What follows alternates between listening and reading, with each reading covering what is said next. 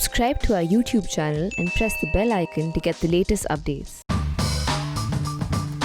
In the early days of the coronavirus pandemic, say April, May, June, you might recall that very often we talked about the virus and we also used to say, let's call these Cut the Corona Clutter. In fact, a Hindi equivalent we did at that point was called Cut the Corona Clutter because there was so much clutter around the virus. And we kept on, and then it looked like we understood the virus generally. Where does it come from? What does it do? How does it infect us? The spike proteins, the nut and bolt system of capturing our ACE2 receptors, etc., etc. Then we also figured out the progress of the virus in our bodies, and then the treatment systems, etc. So much of our talk after that then focused on the new treatment systems, then the new vaccines, and the progress of the virus in India and also the fight back against the virus in India, fatalities, treatment systems, and so on and so forth. But you know, as we keep saying to you all the time, every time we talk about coronavirus, I think this is something that I record like a mantra, that this virus has a big ego. So this virus is almost like playing a mind game with us.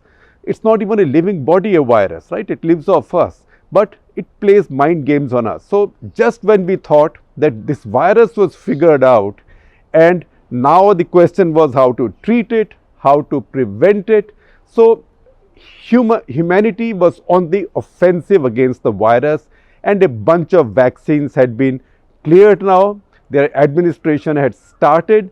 So the idea was this is the beginning of the end of the pandemic at last. At that point, the virus says, you guys thought there was no clutter about me. So here I am cluttering up your life again. So what has the virus done? The virus has produced a mutation.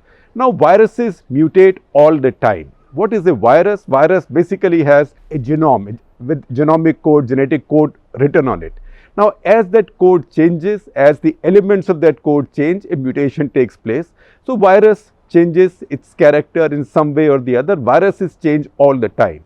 So in fact, this coronavirus, it's been there with us for more than a year now, since the first cases were caught in Wuhan of a strange pneumonia in December 2019. But since then, this has gone through almost 4,000 identified mutations. Nobody has got so excited about it because none of those mutations seemed material to the extent of making a material difference to how the virus behaved outside our bodies, how the virus behaved inside our bodies, or how the virus entered our bodies, and what the virus did once it got inside our bodies and latched onto our ACE2 receptors. That was not changing, and that's why these mutations, they were all being tracked. In fact, there are organizations which now track and document every single mutation, every single self-rewriting of this genome or genetic code by the virus. But none of this was material until now something new has emerged. And this new something has emerged not necessarily in UK, it's been identified in UK and it has caused tension in UK or excitement, obviously negative excitement in UK. So what's happened is that UK Prime Minister Boris Johnson, who is himself a coronavirus victim, in fact he got quite a bad severe variety of it, had to use oxygen for some time. He has now imposed very drastic measures in London and parts of UK because those are the areas where this new mutated strain of the virus has been discovered. So he said something, and it's important that he's doing it because he's one of those people who initially had made light of the virus, like Donald Trump, like Bolsonaro of Brazil. So now he's been very proactive, and in fact it's quite ironical that he's reflected or he's echoed Maynard Keynes, economist. Maynard Keynes, remember, had famously said, I change my mind as facts change. What do you do, mister? So Boris Johnson said now, while imposing these lockdowns or category 4 lockdowns, which are the most severe in large parts of UK and Britain and London, where he said, when the virus changes its method of attack, we must change our method of defense. So his change in the method of defense now is this drastic lockdown. Now what's happened is, first of all, let's look at what this new strain has done. Then we'll come to whether you can blame the new strain or the new mutation for it or not. So what it has done is that you found in these areas of England a large number of new infections. It looks like these infections are spreading much faster. So 1100 new infections have been found sort of in 16 areas, 60 areas of London, and each area is a little neighborhood. So 1100 infections, of which almost 2/3 have the virus now that shows this mutation. This mutation has been given a name. It's called N501Y. Why? That is something we'll talk about later, because that needs quite a bit of explanation, because there are so many viruses, so many mutations that doctors have to, or virologists have to, number them, and there is a logic to these numbers. So this is N501Y. It's being studied very closely. As you would imagine, it's also not something that suddenly happened. It's been caught in the past. Now, where did this mutant emerge from?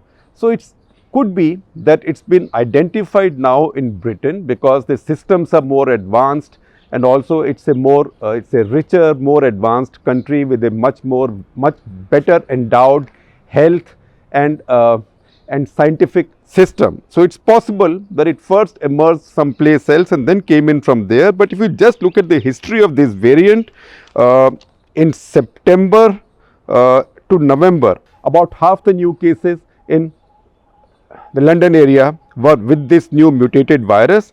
By December, it was 2/3. Similarly, in South Africa, since mid-November, 90% of these cases have involved this new mutated virus. Now, why did we say that we have to still figure out whether you can blame this new mutation for what the virus seems to be doing that it wasn't doing earlier? So the answer is that, first of all, we have to figure out whether our presumption is right that this virus is doing anything different from what it was doing earlier. Now, the British Health Secretary has made a statement. His name is Matt Hancock. He's made a statement that, look, this looks much more infectious, and the number 70% has been quoted. But remember, be very careful. That 70% number has not emerged from a lab which has tested samples. That 70% number has emerged from modeling, and we have seen since day one of this pandemic that modeling is a dodgy thing, because modeling is based on some data and then many presumptions. For example, you saw a story in ThePrint the other day that one system of modeling has actually said that maybe for every case that India diagnoses of coronavirus, India is missing 90. That would mean that maybe we have 91 crore infected cases already. So the virus has washed through our system. Is there evidence of that? You will need lab-based evidence of that, or a serological survey. That is not there. It is modeling. So once again, it's modeling that's telling you that this may be 70% more infectious. In some labs, for example, not human to human, in some labs they have found in lab experiments that this may be twice as infectious, but that is what might be called loosely in vitro. That is not human to human. So you can't be sure of that. But it is something that you cannot take lightly. So we are waiting for more details. In fact, in Britain, there is something called Consortium of COVID Genomics, COG UK, which will come out with a full critique for peer review and put it out for peer review and debate globally of the new genome very soon. But while you watch that, see what's happened in Britain and see this graphic. This graphic tells you that this was like a normal sort of rolling mountains, going up, coming down, going a little bit up, coming down, and suddenly then it's taken off like that. Now, can you blame the new mutation for that? That, as I told you, now we are waiting for experiments and waiting for scientific data, but it could also be that this virus or new mutant has been caught in some super spreader events because of irresponsible behavior. So the virus keeps changing itself. the virus keeps mutating. The human beings don't mutate so much in terms of their behavior. So anytime they look like virus is a little bit down and every third person I know doesn't look sick, they begin to get careless. So research is now being done to see in Britain that these super spreader events where this virus spread quickly, did they become super spreader because the mutated virus was there and that led to super spreader events, or it's just that they were super spreader events because of human misbehavior or irresponsible behavior. Festival season is coming in, it's the holiday season, and the virus happened to be there, and it's just so happened it was this mutant.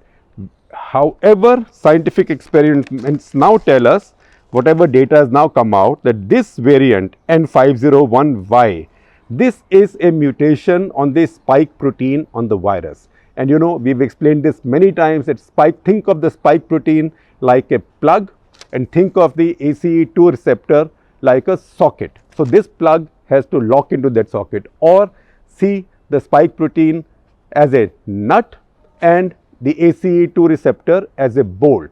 So this nut has to go and fit tightly in the bolt. When that happens, it begins to feed off our cell. It also begins to then get our cell to reproduce, and reproduce is, scientists will object to that. It can get our cell to start replicating the virus, because the virus can't replicate itself by itself, but it can colonize our cell, but for that colonization it needs to lock that nut in the bolt, that is the ACE2 receptor.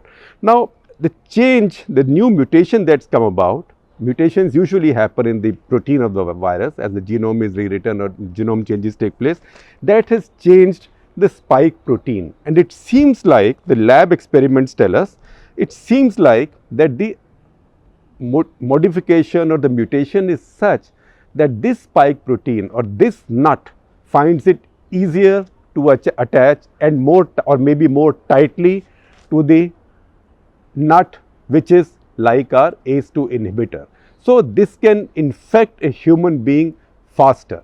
There is no evidence, no indication, nothing as yet that this could make you sicker, or this could make you, this could be more dangerous, or this could not respond to the treatments that are being used now, or that this will resist any of the vaccines. So in the Indian Express, I see a quote from Professor V. Ravi, who is retired head of Department of Neurovirology at NIMHANS, National Institute of Mental Health and Neurological Sciences in Bangalore, who says, look, there is change in the, it's a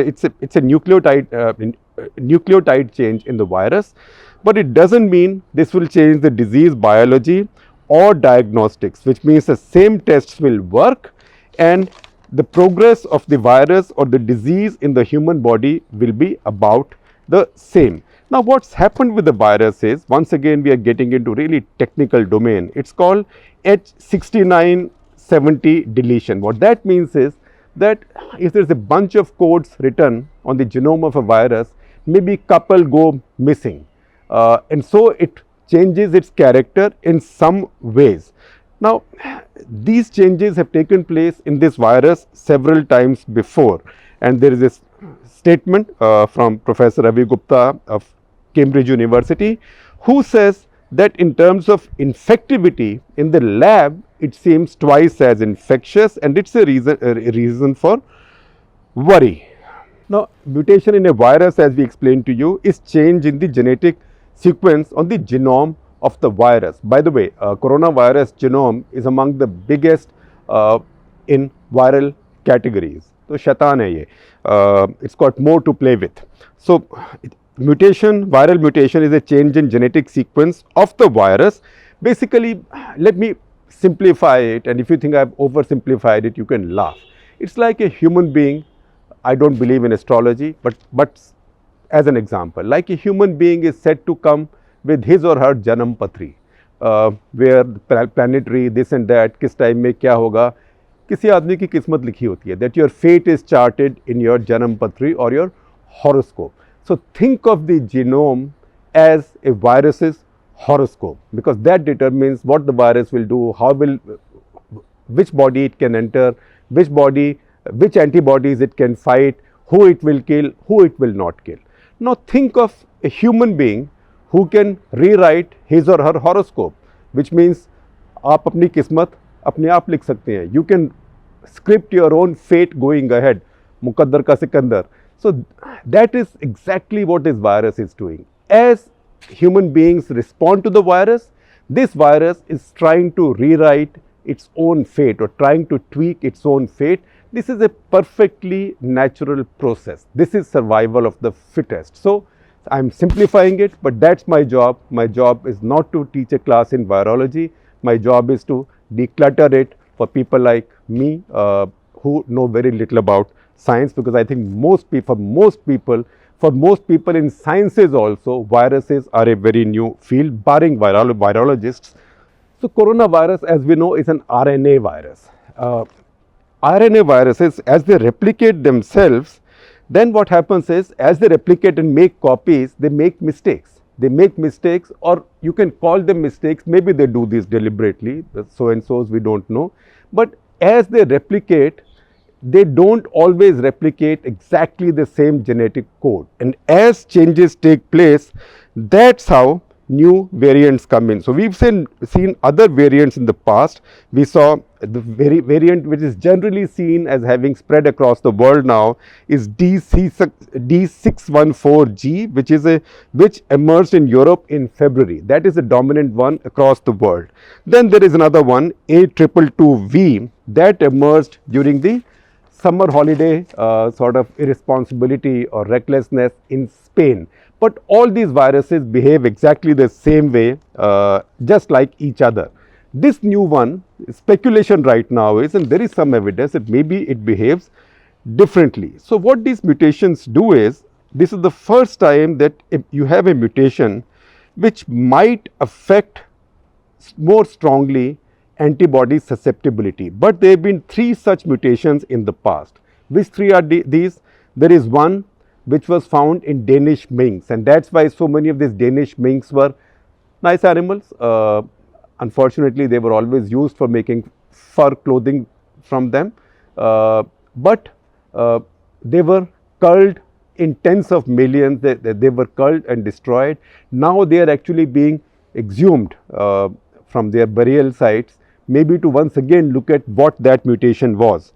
So one mutation came up, that was in the Danish minks. Second, in British, it was found in humans.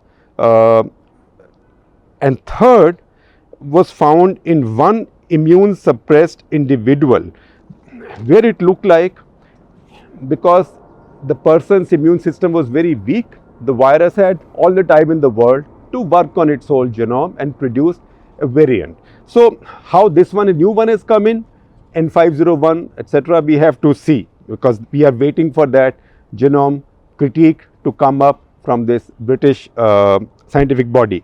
Now there is a quote from Dr. Shekhar Gupta, again of Cambridge University, who says, this thing is transmitting, it's acquiring, it's adapting all the time. But people don't want to hear what we say, which is, this virus will mutate. So mutation with a virus is taken for granted. Don't be surprised if a virus mutates. You expect a virus to mutate. So once again, if I can break into Hindi, I don't know what's the equivalent in all other Indian languages. I'm sure each language has something. But in Hindi, there is that expression, to dal mein paat paat, which means I'll be dogging your step wherever you are. I will not let go of you. Which means, literally it means, if you jump from branch to branch, if you jump from branch to branch, I will jump from leaf to leaf next to the branch. Tu dal mein paat paat. So that's what's happening between this virus and the human mind, because human mind is formidable also, and that's how these vaccines have come. That's how the medications have come. Now some alarm came in, because Boris Johnson in one of his statements said that it looks like modeling tells us that this virus by itself with the mutation could increase the R number. R is the number of people that one patient or one infectious person infects the other. So if R is 2, then one infected person infects 2. In fact, India's R has reached its lowest point since the pandemic began last week. I think it was about 0.84. So it's now slowly moving into the safe category unless there is a turnaround, because the virus is a badmash. So we don't know. But he says that this mutant itself, modeling tells us, not evidence, modeling tells us that this may increase the R number by 0.4. Now, will this really work or not? We don't know. So once again, there is a quote from Professor Nick Lohmann, who works on COVID genome, who says, lab experiments are needed, but do you want to wait weeks or months? Probably not in these circumstances, which means that while you should not panic that this virus seems to be different and modeling seems to be making it out to be quite a nasty new foe, would you wait for lab experiments before taking precautions? It doesn't cost you that much more money to be more careful about masks, take more precautions, go into the lockdown. Don't wait for weeks and months, he says, before you get the lab results, but get the lab results, because those are important. And he was speaking, this quote I take from his interview to James Gallagher, who is a formidable health correspondent for the BBC. Then, as I told you, that there are organizations which actually keep, like just as Interpol has a database of global criminals with their fingerprints and with their irises and everything else. Similarly, there are organizations which document all the mutations, changes in the virus. So this one organization is NextStrain, which keeps the genetic code of the virus as it's mutating all the time. And that tells us that Denmark, Australia, Netherlands, cases of this mutant have been found there. All of those have come from UK. So it's not as if it's mutating everywhere. Now, is it more deadly? We don't know. These are the important thing to know. Is it more deadly than the original virus? We don't know, but right now there is no evidence. Important. Right now there is no evidence that this is any more deadly. Does it have increased transmission? Indications are yes, but evidence is sketchy, and evidence so far is anecdotal and from modeling, so it's theoretical. So you wait for more evidence, but don't take chances. It's time now to basically shut the door even more tightly and put a double lock on it in our own body so the virus doesn't get in. And third, will this virus resist the vaccine, or will the vaccines work? All evidence right now. And I also saw a set of interviews that ABC, American Broadcasting Corporation, where Vice Admiral Jerome Adams, who is America's Surgeon General, and Scott Gottlieb, who is a very well-known scientist, doctor, and until recently the head of the US FDA, which clears all the drugs and treatments and medications in America and is globally reputed. He's also very prolific on Twitter. Please do track him. So both of them said that, look, this is a new thing. We have to study it. But there is no need to panic. Second, there is no need to presume anything. Third, it does look like that it still will respond to the same methods of treatment and therapies and management as the rest. There is no evidence of this being any more deadly or any more damaging to our bodies. And third, you can be quite sure that vaccines that have worked so far will continue working on it. So all that is quite reassuring. So Professor Ravi Gupta at Cambridge also goes on to say that right now the virus cannot outflank our vaccines, but it is on its way. So the exact quote is that the virus is potentially on a path to vaccine escape.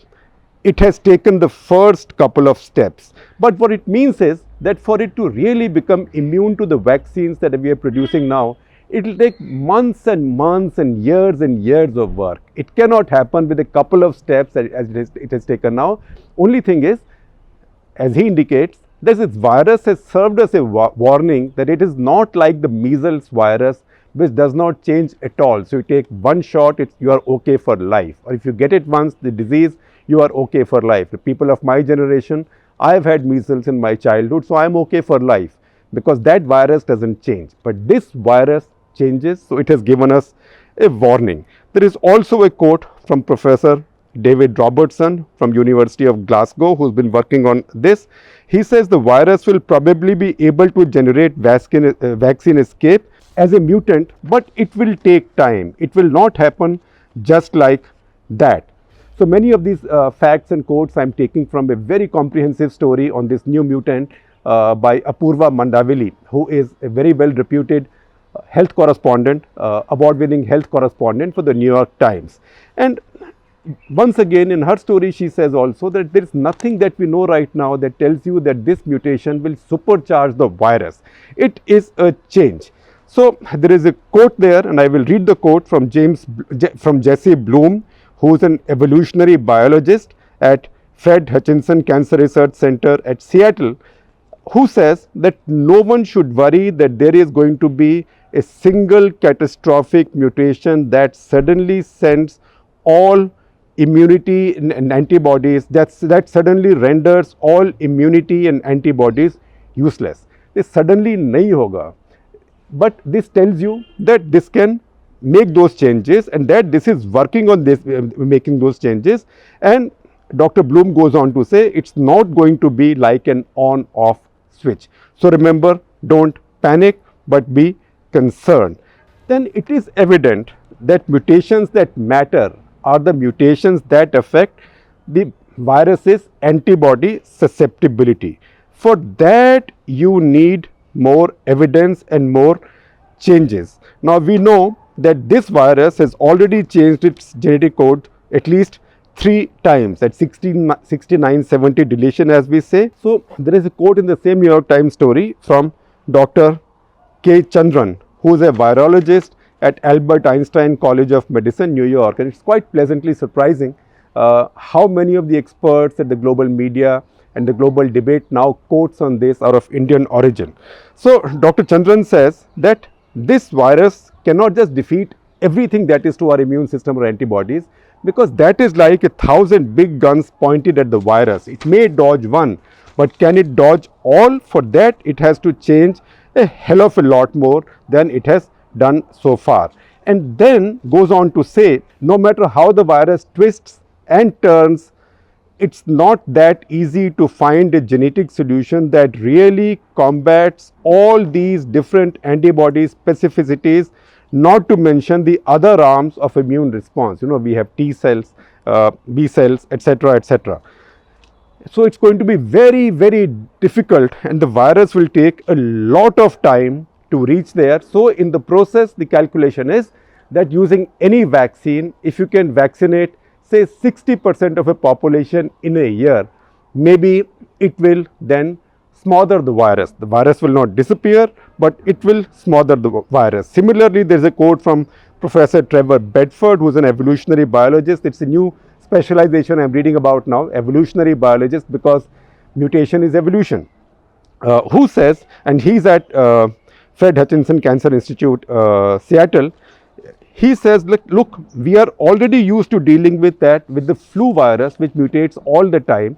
That's why the flu vaccine changes every year.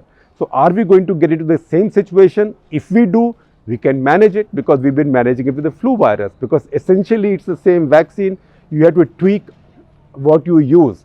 So you can do that, but it doesn't look like this will mutate that substantively and that quickly all the time. And in fact, the presumption is that some vaccines, particularly Moderna and Pfizer-BioNTech, because they produce a massive immune response, they are more likely to defeat even these mutations going ahead. But once again, as we say all the time, don't count out this virus. Don't underestimate this virus. So remember, your masks, your hand washing, social distancing, follow all the rules. Don't be complacent, because if you are complacent, this virus doesn't even need a deadly new mutant to attack us.